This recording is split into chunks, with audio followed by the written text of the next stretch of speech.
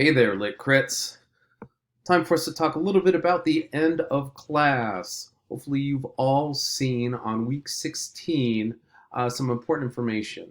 A little bit of information about the reading, too. We had some wonderful readings this last week, but from conversations I've had with many of you, it just seemed like there was too much to be done during this time, so I've kind of dialed them back. It's not because I don't think they're as important, but felt like I needed to give everybody a little bit more breathing room. But anyway, I hope you love Octavia Butler, Gloria Anzaldúa, and Junot Diaz as much as I do, or at least appreciate them. Let's talk a little bit about the final exam now. As it loads up. Now, I've got this due date for Wednesday, the 19th. Because of some other pieces of assignments that we need to get in, that is a pretty flexible date. What I really want to make sure is that people have their honors paper in, and also have their presentation in, and also have commented on others' presentations. That being said, let's go ahead and talk about what's going on in this final exam. The whole point of this exam is to get you to think about how canons are formed and reformed over time. Now, it's not this hard and concrete element of the canon, but it's something that continues to be revised and re-envisioned. So this is your opportunity to add to that conversation. In the past, they're very much like the final was very much like the quiz, but I wanted to give something that was a little bit more qualitative. So I'm asking for at least 8 paragraphs, brief intro, brief conclusion. Don't go nuts on that, and at least 6 paragraphs regarding the text that we had or the text that you'd like to see in there. I'd like to see at least 1 literary term per paragraph to make sure that you've got an appropriate level of precision in your conversation about these literary works. So if you're looking at this first bullet, or it's the second bullet rather, the first body paragraphs are going to be about at least 2 different works. They can be the stories, poems, essays, or plays that you liked, that impacted you in such a way that you thought they should definitely be in future sections of English 75B. And, with honors in mind too, if you'd like to dial it up with that, that's fine as well. And at least 1 strong line should be used. In other words, some kind of quotation helps to embody its importance, its impact. I also want you to explain why you liked it, how it inspired you, and also why you think it would be useful to future students, including future honors students. There's so many different ways you can go on this. You can talk about its literary merit, its cultural merit, its historical merit, its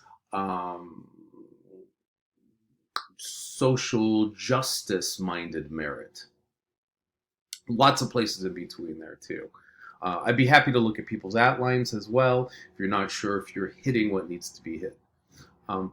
Next 2 paragraphs, I want you to write about at least 2 different stories or poems or essays or plays that you didn't like. Plane going by. What I want you to do in this, for at least 2 paragraphs, is explain in each one why you did not like that particular work. Was it theme, reading difficulty, very uncomfortable subject or topic? Was it its structure? Was it something else? In other words, what is it about it?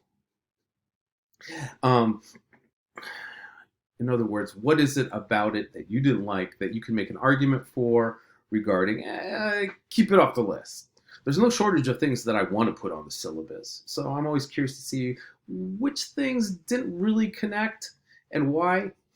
Now, what I do want you to keep in mind during this is that difference in definition between liking and appreciating. You can like something because it's important, but it might not be something that you want to pick up in your free time. It's like, Oh, I've got a couple minutes while I'm waiting at the doctor's office. I think I'll pull up The Wasteland. Maybe you won't do that, but because it doesn't resonate with you on a liking dimension, but some more on an appreciating dimension.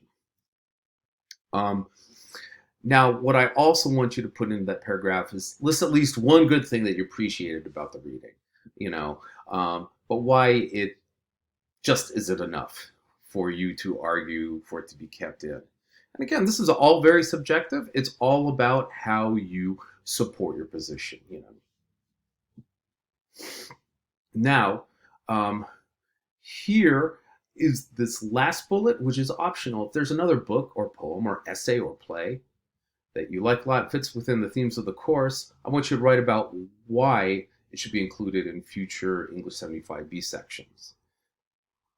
Tell me a little bit about how you came to know this work, um, what you like about it, how it's impacted and inspired you, and finally, how you think future students would benefit from it and how it fits into the themes of the course. Now, this part's optional. You don't have to do this. But noting that I've got 6 paragraphs here, if you're not doing this one, it means you're going to be doing like 3 and 3 or 4 and 2 or 2 and 4 if you really want to let the syllabus have it.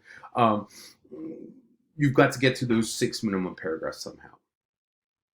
And again, some people are going to love this one. Some people, it's not really where their focus is, and that's totally fine. But do keep in mind you got to have 6 body paragraphs. Here's our list, our final checklist. It should be 4 pages long or so. It can go a little bit over. I think it'll be hard to get it done in under that. In MLA format, have a thesis in that first and last paragraph, and use triac for those body paragraphs. If not triac, at least TIA. All right, so that's that. Let me jump back here. And I'll talk a little bit more about what's coming up for week 17. Going back up to modules. And you can't see that. I kind of gave like a weird framing here. Looking at week 17, talking about what we're doing here. This week is really going to be about just making sure you get your presentation video loaded up, and I'll show you where to put that in a second. Right now we're just reviewing for the final. What you'll notice is that your week 17 and 18 discussions are going to be folded into the score for the video presentation. It's 25 for the video. I don't know why I'm putting up 5 fingers. And it's 8 points a week for discussion. So we're looking at 41 points total. I made a mistake and I put 51. So that's that. So let's talk a little bit about the, it's going all the way back to the beginning. Let's talk about that presentation. Notice I've got you down for 5 minutes for each one of these sections. The cultural and historical significance of the writer and the work, maybe a few short readings or excerpts that you like about that primary source.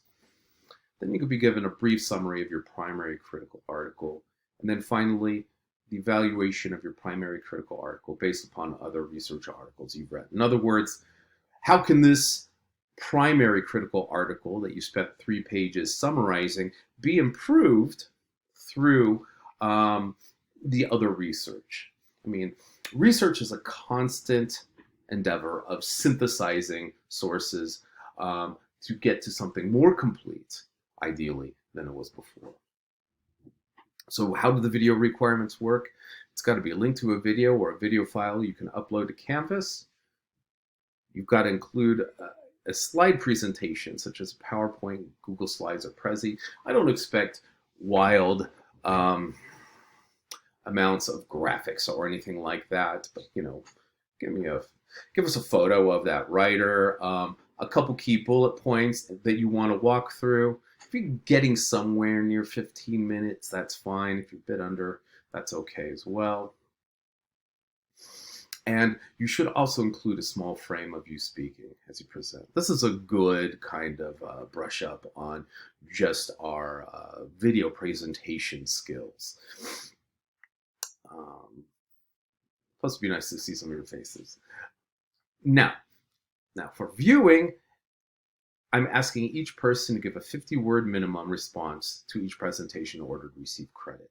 I would love to have all of those done by next Wednesday, but again, I can be flexible on that as long as you talk to me. I know some people's final schedules are going to be fairly hairy. And again, I want to give people a timeline to help them pace themselves. But if something is coming up, you know me, just talk to me. My goal is to have everybody, complete this course and move forward. It's been a challenging enough year, and I want to make sure everybody keeps their progress moving forward. So that's that. Let me go ahead and see if I can jump back here. It's probably going to put me at the beginning again. Oh, yeah, it did. All right. Now, if you'll notice here, I also gave you a link for setting up Screencast-O-Matic. That's the free application that I use in order to make these videos. I actually have my own YouTube channel. I'm a billionaire now, where I upload my videos and then I provide a link. If this seems a little bit technical, a little bit complicated, I can find some more helpful videos. I do think the Screencast-O-Matic page is actually pretty good at making it clear how to do it. There are a ton of really good instructional videos about how to set it up if you're using a PC or if you're using a Mac or a Chromebook. And I'm not expecting people to be, multimedia geniuses here. Just get the information across, almost as if you were going to the honors conference. I'll be totally fine with that. I don't want people to stress about this too much. I just kind of want it to be a chance for you to share with everybody else this work of literature that you really like, that you decided to focus on, and what you learned about it from other people in the literary community. That's the whole core of this, right? Literature classes, even though they are work, I feel like there's a certain intrinsic pleasure in getting to talk about literature and culture, and that's what I really want to see. I don't want people to get all winched up and in their honors student perfectionist mindset. I just want us to share the love that we have for this kind of stuff. All right. Now, if we look at the discussion, it's 51 points. I'm going to have to change that to 41 because I know how to add. I would love for you to have your presentation in by this Sunday. Okay. And what I will do is I will open up this discussion for you to provide a link or to upload it. I think it's only going to allow a link, but we'll figure that out. Once they are up, very quickly,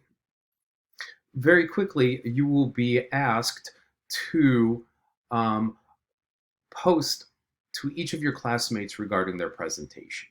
So you're going to post at least 50 words for each video presentation.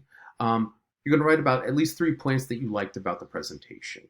And I'm going to have to, there's a bullet point here. Then you're going to have to ask at least one follow-up question regarding the presentation.